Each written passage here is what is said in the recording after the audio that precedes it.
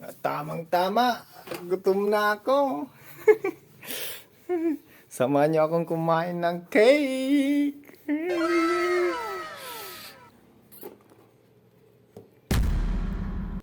Grabe naman to. Boss.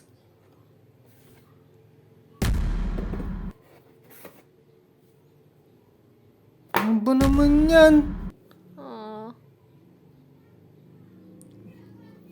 Grabe, parang dinaanan ng bagyo eh.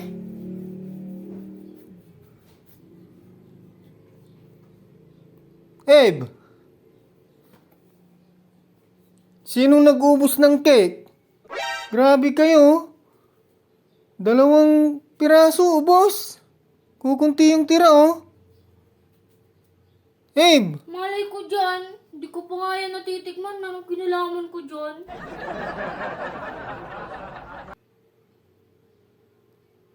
Ang late, oh. Sino nag-ubos niya kung hindi ikaw? Hindi ko pa nga yan natitikman. Tanong niya si tita kami. Ano mahilig sa cake yun? Ano naman nadadami?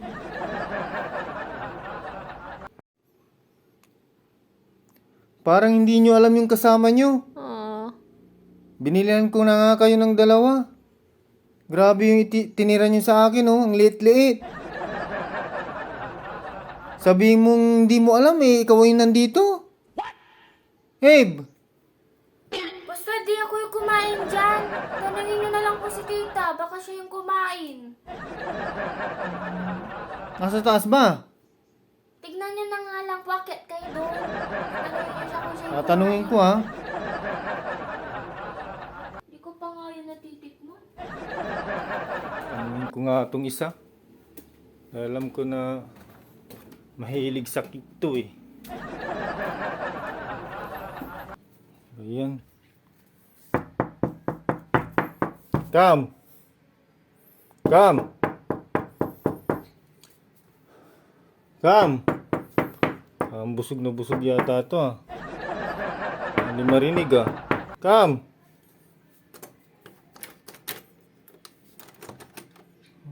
Sarado.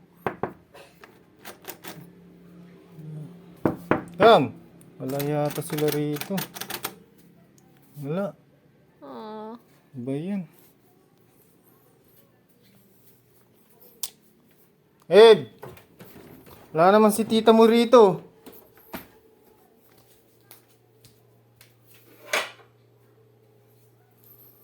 Grabe kayo. Wala naman si tita mo rito. Kung wala si tita dyan, baka yung mga bisitang pumunta dito, baka sila yung kumain. Pero ang tanong sigurado hindi pa kayo kumakain ng cake.